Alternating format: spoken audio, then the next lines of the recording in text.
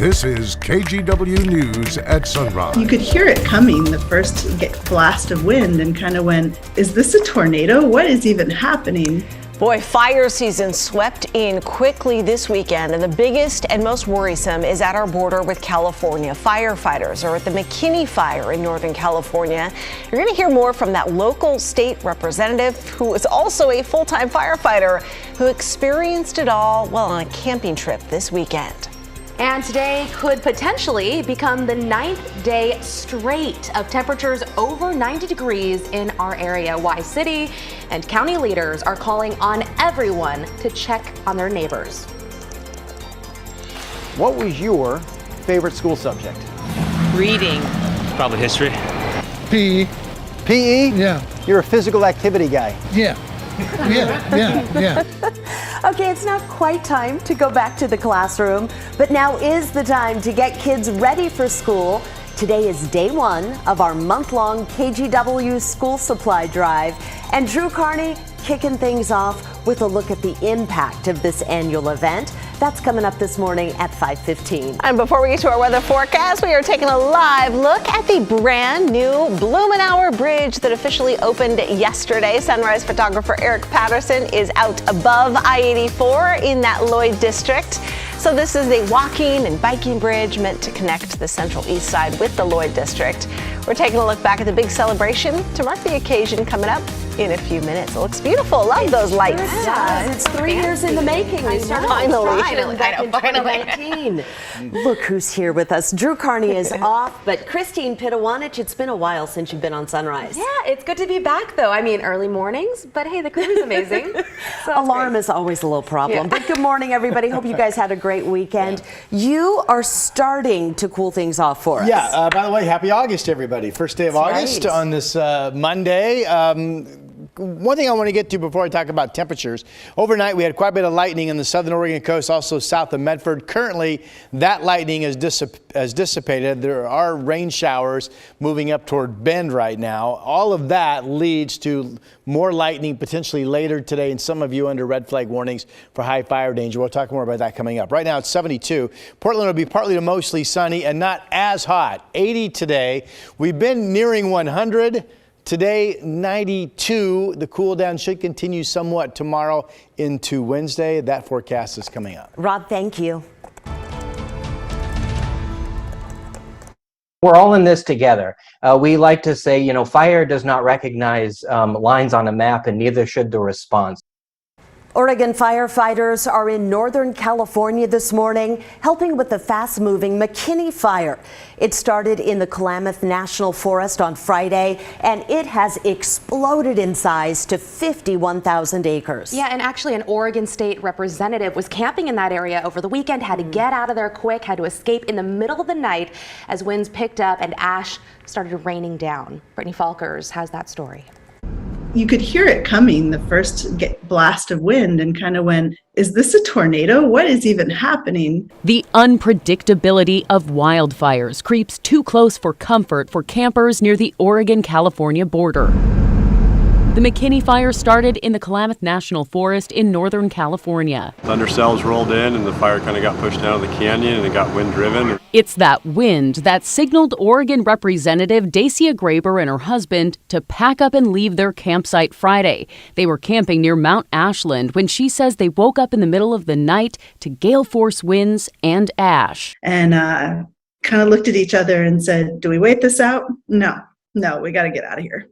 So that is what we did. The state legislator representing Tigard and Southwest Portland is also a full-time firefighter. And then it was just the ash and the wind were so intense. And I can't even imagine what it was like for the firefighters and the people being evacuated, because we were, probably 8 to 10 miles away as the crow flies. And we were still impacted by this, and you could see it blowing up over the ridge. Video of the McKinney fire shows homes and vehicles destroyed as thousands have been evacuated. Sunday, 41 firefighters from Oregon's Marion, Lynn, and Clackamas counties left to protect those communities. Their primary focus is going to be working on structure protection, so protecting folks' homes and that sort of thing.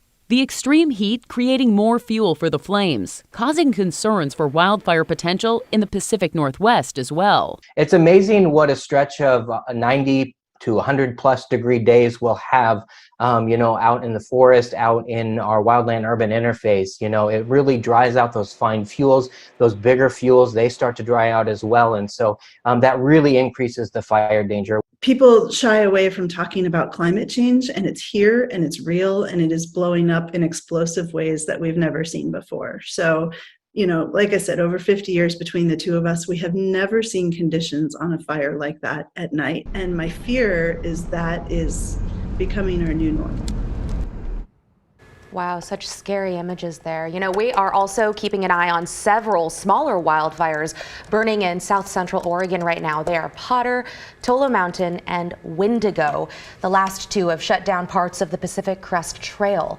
There's also a small fire burning in Jefferson County. That's the Fly Creek Fire, and it has prompted evacuations for a few campgrounds in the Deschutes National Forest. We'll continue adding new information about those fires as it comes in at KGW.com.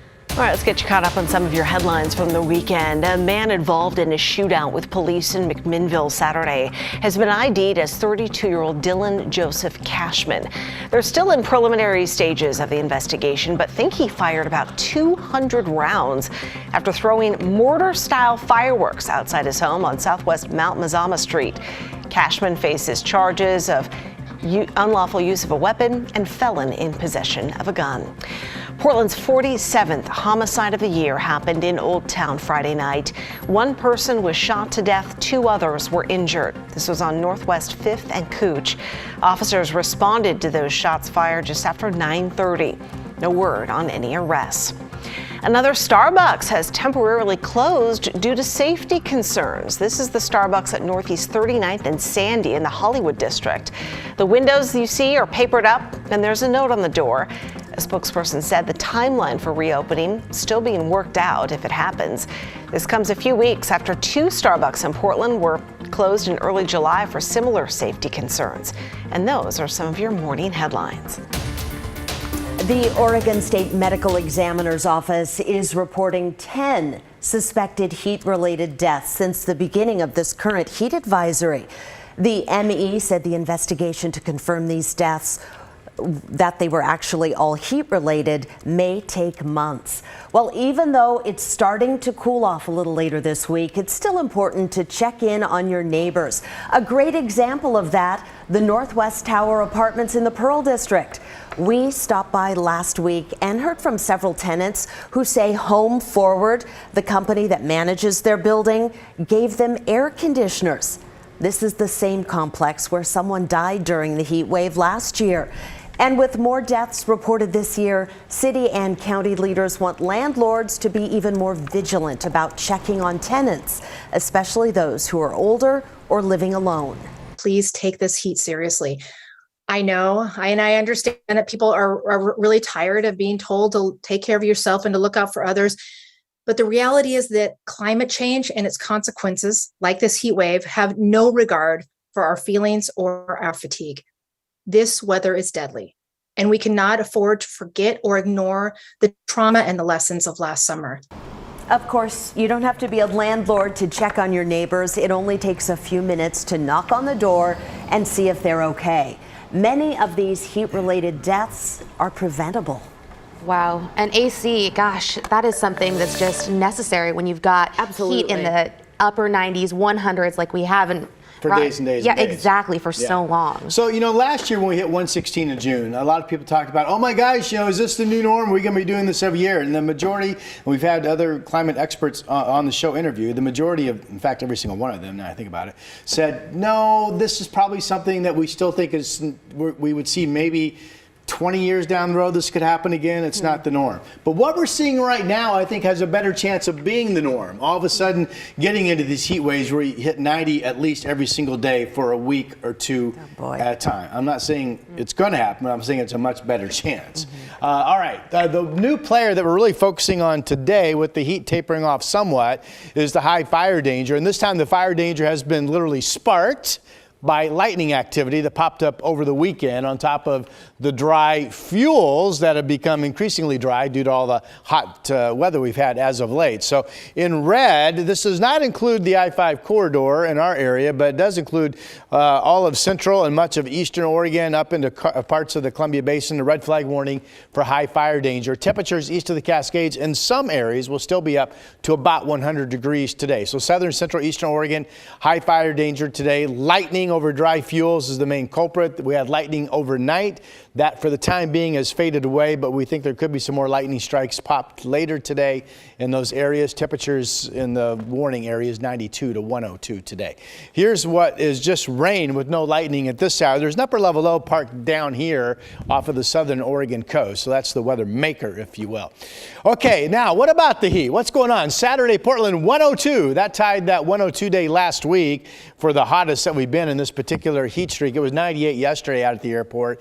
So I'm forecasting 92 today. Yesterday was day 8, so this is already tied for the third longest heat wave, defined by consecutive 90-degree days. We're already in third place. If we hit 90 or 92 today, we'll be tied for second place. And it's at least possible we could hit 90 tomorrow, and if we do that, that would tie us for first place up there. All right, 72 right now, 64 in Salem, 83 in the Dow still. I tell you, boy, you folks could hit 100 degrees today, but not as hot as you have been. Again, these are current numbers. And here's Portland's 7-day. So instead of being close to 100, we're close to 90 today. I think you will notice a difference if you're out and about that it's not as hot. 92. Tomorrow, 89, but again, maybe you hit 90. And then Wednesday, 86. So the worst of the heat is over. This is a gradual cool off the next several days.